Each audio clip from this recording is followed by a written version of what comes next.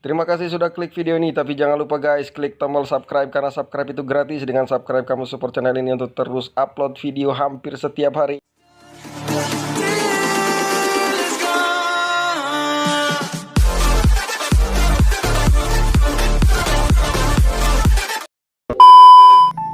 Assalamualaikum warahmatullahi wabarakatuh.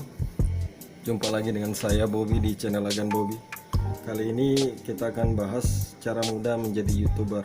Artinya bagaimana sih menjadi YouTuber itu. Terkadang kita berpikir sangat sulit karena banyak hal yang kita tidak bisa lakukan, semacam editing video, kemudian konten-konten seperti apa yang bisa kita kerjakan, lalu kemudian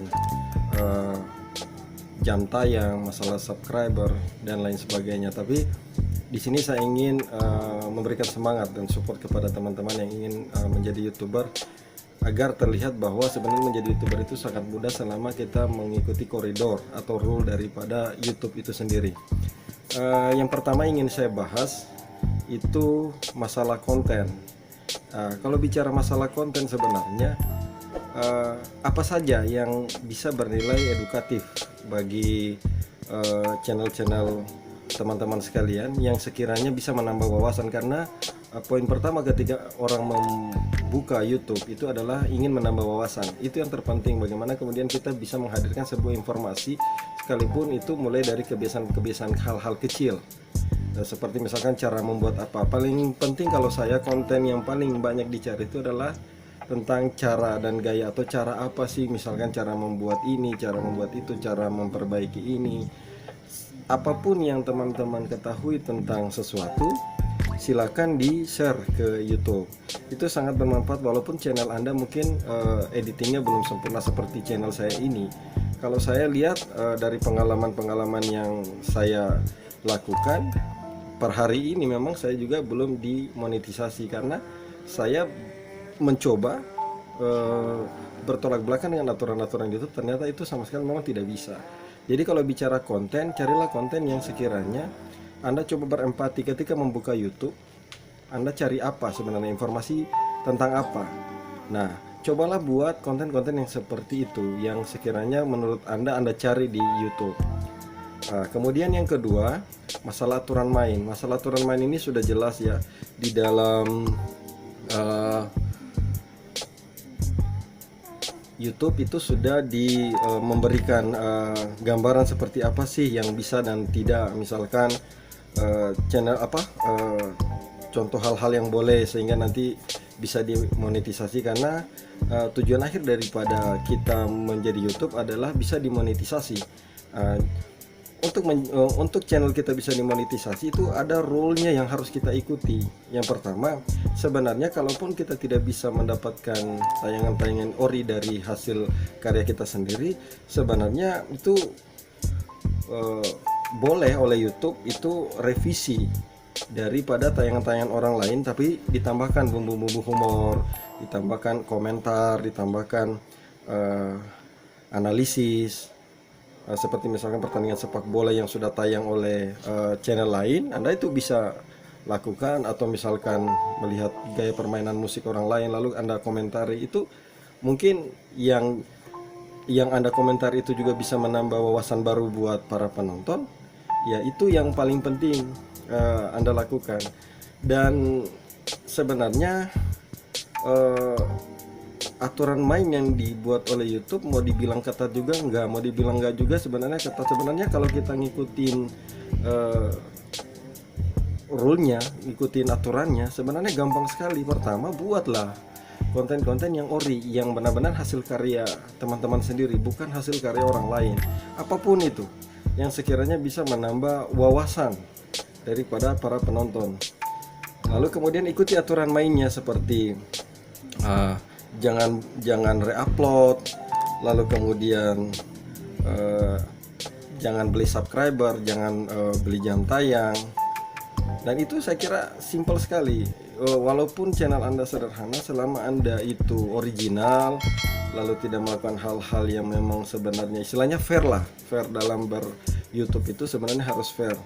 Nah, kalau kita bicara hal-hal yang boleh seperti yang pernah saya bahas, itu sebenarnya YouTube memberikan ruang-ruang baru kepada youtuber-youtuber pemula seperti kita ini, yaitu pertama kita bisa kok re-upload selama itu kita tambahin bumbu-bumbu humor, tambahin analisis, tambahin komen dan lain sebagainya. Lalu kemudian misalkan adegan-adegan film juga yang kita file cover dialog atau file covernya kita sudah rubah. Lalu kemudian putaran ulang turnamen olahraga yang berisi penjelasan Anda seputar tindakan kompetitor demi meraih kemenangan atau yang mengakibatkan kekalahan dari sebuah pertandingan.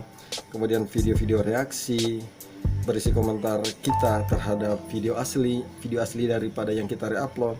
Kemudian rekaman karya kreator lain yang sudah kita edit dengan menambahkan jalan cerita atau komentar. Intinya bahwa YouTube sebenarnya sudah memberikan kemudahan kepada kita youtuber pemula, tidak perlu harus juga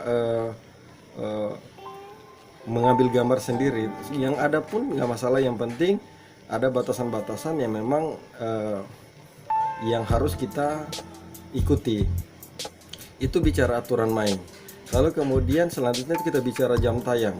Jam tayang ini tidak sedikit channel-channel di luaran sana memang selalu mengajak untuk misalkan kita beli jam tayang, kita beli subscriber, kita beli viewer. Kalau saya sih Anda buat saja dulu video-video yang sekiranya menurut Anda itu bisa mengedukasi orang. Seperti video yang saya buat ini sebenarnya saya coba walaupun sederhana, tetapi ketika itu bisa memberikan manfaat buat orang, saya yakin YouTube juga akan membantu mempromosikan tayangan kita itu. Jadi jangan dibuat susah lah. Banyak yang berbicara di luar sana bahwa susah kok jadi YouTuber, saya tidak punya bakat, saya tidak bisa editing, saya tidak bisa ambil gambar dan lain sebagainya. Kesampingkan dulu itu. Yang terpenting Anda punya semangat untuk membuat konten, walaupun itu diawali dari hasil nonton dari video YouTube orang lain dulu, itu nggak masalah. Yang terpenting Anda itu bisa belajar dari apa yang Anda lihat. Itu yang masalah jam tayang. Nah, jam tayang Anda saran saya jangan melakukan pembelian jam tayang. Begitu juga dengan subscriber. Kalau kita benar-benar tayangan kita itu bisa original sekali, itu YouTube bantu kok. Saya sudah pernah coba dan YouTube ternyata bantu promosikan, dan alhamdulillah adalah yang komen, ada yang nambah, yang subscribe, ada yang nonton lah channel kita, seperti itu. Intinya bahwa menjadi YouTuber jangan dibuat susah, teman-teman. Itu ikuti saja rule-nya, buat konten yang original, lalu kemudian ikutin aturan mainnya, lalu kemudian jam tayang di beberapa channel itu mengajarkan teknik-teknik menambah jam tayang. Itu terserah ya, boleh juga selama belum dimonetisasi. Lalu kemudian menambah subscriber, biasa sub for sub atau view for view. Kalau saran saya ya bolehlah, tapi jangan menjadi tujuan utama kita untuk menjadi YouTuber, untuk melakukan itu. Jangan. Sebisa mungkin kita menjadi YouTuber yang original. Ya, banyak kok contoh-contoh YouTuber yang benar-benar original, yang benar-benar alami jam tayangnya, alami subscribernya, dan terbukti mereka jauh lebih mudah dimonetisasi dibanding kita yang menjadi YouTuber. Karena bicara YouTube ini, kita bicara endingnya adalah monetisasi. Ya, mau dimonetisasi, karena dengan monetisasi tentu kita bisa dapatkan pundi-pundi rupiah. Tapi kalau saya uang itu menjadi bonus aja. Kalau saya bagian dari istilahnya ya bonus. Kalau misalkan tayangan saya bermanfaat dan bisa berguna bagi orang lain, itu jauh lebih daripada hanya sekedar uang. Itu yang ingin saya sampaikan ke teman-teman sekalian. Mudah-mudahan itu bisa bermanfaat. Jadi sebelum saya akhiri tayangan ini, kalau Anda suka dengan tayangan ini, silakan like, silakan komen, silakan mau subscribe juga monggo, enggak juga nggak masalah. Nah, kita berjalan ingin menjadi